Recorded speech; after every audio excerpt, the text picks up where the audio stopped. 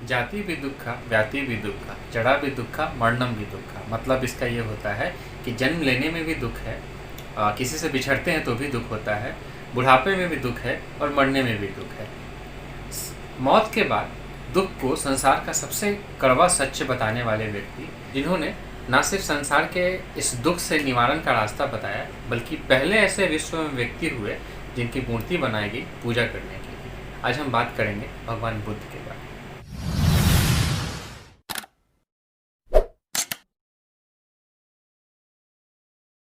नमस्कार, मैं हूं सिद्धार्थ और बिहार एक प्रभावशाली राज्य के इस वीडियो श्रृंखला में आज हम भगवान बुद्ध की चर्चा करेंगे। भगवान बुद्ध का जन्म 563 ईसा पूर्व में लुम्बिनी एक जगह है नेपाल में, वहाँ के कपिलवस्तु राज्य में हुआ था। कपिलवस्तु के राजा सुद्धोधन के घर। उनकी माता का नाम महामाया था। उनकी माँ की मृत्यु उनके जन्म के समय ही हो गई थी, तो उनका पालन पोषण उनकी सौतेली माँ महाप्रजापति गौतमी ने किया। इनके नाम पे ही भगवान बुद्ध का नाम गौतम भी पड़ा था। वो राजमहल के सुखो आराम में पल रहे थे। उनकी शादी भी बहुत जल्दी ही हो गई थी। उनका एक पुत्र भी था, लेकिन 29 साल की उम्र में उन्होंने अपने घर को त्याग दिया, सारे सुख चैन सारे आराम को त्याग दिया। इस घर त्यागने को बौद्ध धर्म में महाविनिष्कर्मण कहा जाता है। और वो चले गए किसी चीज़ की तलाश में बाहर। उनको उस समय ये समझ नहीं था कि वो किस चीज़ को खोज रहे हैं, क्या करना चाहते हैं, तो उन्होंने कुछ साधुओं का संगत ले लिया। वो उन साधुओं ने उनको बतलाया कि अगर आप कठोर तपस्या करोगे तो आप जिस चीज़ को खोज रहे हो वो चीज़ें मिल जाएगी। साधुओं की बात मान के वो फाल्गु नदी के किनारे एक पीपल के वृक्ष के नीचे, जिसको आज हम बोध गया कहते हैं, वहाँ वो बैठे और कठोर तपस्या करने लगे। इतने कठोर तपस्या में विलीन हो गए कि उनका शरीर कमज़ोर होने लगा। उस वृक्ष के पास में जो वैश्यालय था, वहाँ की एक वैश्या जिनका नाम सुजाता था, वो इस चीज़ को बहुत दिनों से देख रही थी और भगवान बुद्ध के बिगड़ते तबीयत को भी देख रही थी। उन्होंने अपने हाथों से खीर बनाई और भगवान बुद्ध को ला के दिया। जब भगवान बुद्ध ने उस खीर को खाया तो उनको एक बात समझ आ गई कि अगर हम इस तरह से कठोर तपस्या करेंगे तो हो सकता है मैं बीमार पड़ जाऊँ या मेरी मृत्यु हो जाए, तो मैं किसी चीज़ का ज्ञान नहीं ले पाऊँगा। तो वहाँ से उन्होंने मध्यम मार्गी जो रास्ता है उसका कॉन्सेप्ट लिया। इस इंसिडेंट के बाद फिर से वो तपस्या में लग गए और 12 वर्ष के तपस्या के बाद उनको आत्मज्ञान की प्राप्ति, इनलाइटमेंट। जब इनलाइटमेंट उनको हुआ तो उन्होंने डिसाइड किया कि वो लोगों के बीच आएंगे और अपने अनुभवों को शेयर करेंगे, वो लोगों को जागरूक करेंगे, लोगों को शिक्षित करेंगे। तो लोगों के बीच वो वापस चले गए। उनकी शिक्षा का मूल आधार 3 चीज़ों पर निर्धारित है। पहला तो है कि दुख और दुख का कारण क्या है, उसके निवारण क्या होते हैं। दूसरा होता है कि हमेशा किसी भी आदमी को अपने जीवन में मध्यम मार्गी होना चाहिए। और तीसरा कि आदमी को हमेशा सेल्फ फोकस्ड या हम कहें तो आत्मनिर्भर, सेल्फ डिपेंडेंट या सेल्फ रिलायंट होना चाहिए। इसके लिए बौद्ध धर्म में एक बहुत ही फेमस कहावत है, अतः ही अतनो नाथो अतः ही अतनो गति अपदीपो भव अत शरणम नन शरणम। इसका मतलब ये होता है कि किसी भी व्यक्ति को हमेशा अपने आप को पहचानना चाहिए, अपनी क्षमताओं को पहचानना चाहिए और अपनी शरण में रहना चाहिए। किसी और की शरण में जाने की ज़रूरत नहीं है, क्योंकि man is well with all potential which is hided inside his own mind, his own body. Main teaching of Bhagwan Buddha को 4 नोबल ट्रूथ में रखा गया है। उन 4 नोबल ट्रूथ को अरिया सच्ची बोलते हैं बौद्ध धर्म की किताबों में। पहला है दुख। दुख जो है संसार का सार है, ऐसा भगवान बुद्ध कहते हैं। दूसरा होता है समुदय, यानी कि दुख का कारण क्या होता है। तीसरा है निरोध, यानी कि उस दुख के कारण से निजात कैसे पाया जाए। और चौथा होता है स्टांग मार्ग, यानी कि अष्टमग्ग, यानी कि भगवान बुद्ध ने 8 ऐसे चीज़ों का पालन करने बोला है। अगर आप अपने जीवन में इन 8 चीज़ों का पालन करते हैं तो आप किसी भी सांसारिक दुख से ऊपर उठ सकते हैं, आपको वो दुख कभी नहीं सताएगा। स्टांग मार्ग में बताई गई 8 बातें इस प्रकार हैं। राइट व्यू, यानी कि सही दर्शन। राइट इंटेंशन, यानी कि सही इरादा। राइट स्पीच, यानी कि सही वक्तव्य, सही से बोलना। राइट एक्शन, मतलब सही आपका कर्म। राइट लाइवलीहुड, मतलब जीवन शैली सही होनी चाहिए। राइट माइंडफुलनेस, मतलब आपका दिमाग जो है वो फोकस्ड होना चाहिए। राइट एफर्ट यानी कि सही प्रयास, और राइट कंसंट्रेशन यानी कि आपका ध्यान जो है जिस काम को आप कर रहे हैं उस पर लगा रहना चाहिए। ये बातें अष्टांग मार्ग जो है उसमें या अष्टमज्ञा में बौद्ध धर्म के बताई गई है, जिसको भगवान बुद्ध ने कहा है कि अगर कोई भी व्यक्ति इन 8 बातों को फॉलो करता है तो वो दुनिया के किसी भी दुख से निवारण पा सकता है, किसी भी दुख से छुटकारा पा सकता है।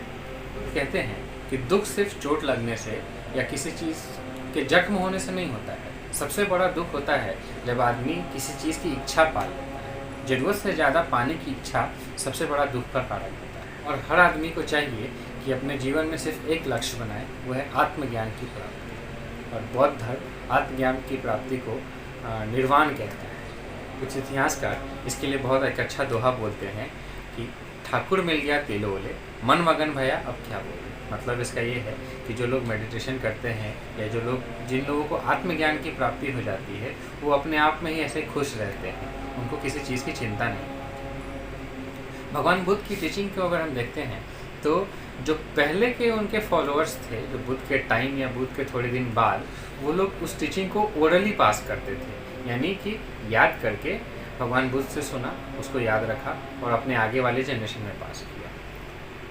वो जब संघ बना था उसके बाद लोगों ने क्या किया, उसको लिखना शुरू किया, क्योंकि जब ओरली हम किसी चीज़ को पास करते हैं तो बहुत सारी चीज़ें उसमें से कम हो जाती हैं। तो लोगों ने उसको लिख के संग्रहित करने का फैसला किया और उसको पिटाकास कहा। पिटाकास मतलब होता है कि किसी भी चीज़ को पेटी में रख के पालें। चलिए इसके बैकग्राउंड की बात जानते हैं।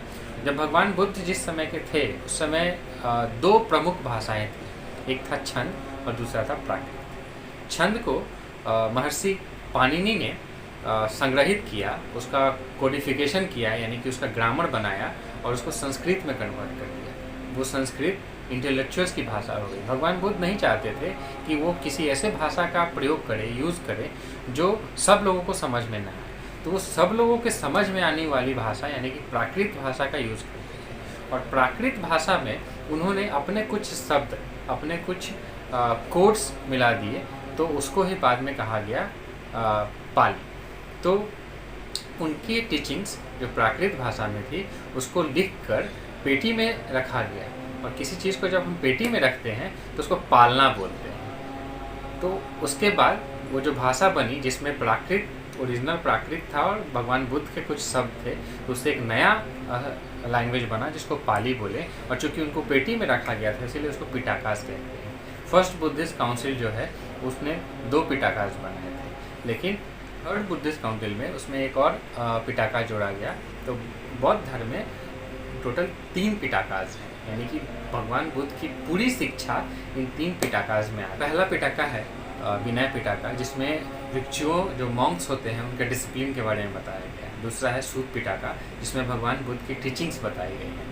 और तीसरा पिटाका जो बाद में जोड़ा गया वह है अभिधम्मा, जिसमें फिलॉसफी के बारे में, बौद्ध धर्म की जो फिलॉसफी है उसके बारे में बताया गया है। तब ईस्वी में जब चौथी बुद्धिस्ट काउंसिल हुई थी तो वहाँ कुछ मतभेद हो गया। मतभेद इस बात को लेके हुआ कि कुछ लोग जो कंजर्वेटिव बुद्धिज़्म को फॉलो कर रहे थे वो बुद्धा के टीचिंग्स को फॉलो करते थे, बुद्धा ने जैसा रास्ता दिखाया था उस रास्ते पे चलने की कोशिश करते थे। लेकिन कुछ लोगों ने अभी तक बुद्धा को भगवान मानना शुरू कर दिया था। तो इस दोनों तरह के लोगों में मतभेद हो गया, और वहाँ से जाके बुद्धिज़्म में 2 स्कूल ऑफ थॉट्स आ गए, यानी कि 2 विचार आ गए। एक था हीनयान, दूसरा था महायान। ये जो लोग बुद्धा को भगवान मानते थे इन्होंने खुद को महायान कहा, यानी कि इन्होंने अपने आप को कंजर्वेटिव से थोड़ा ऊंचा रखा।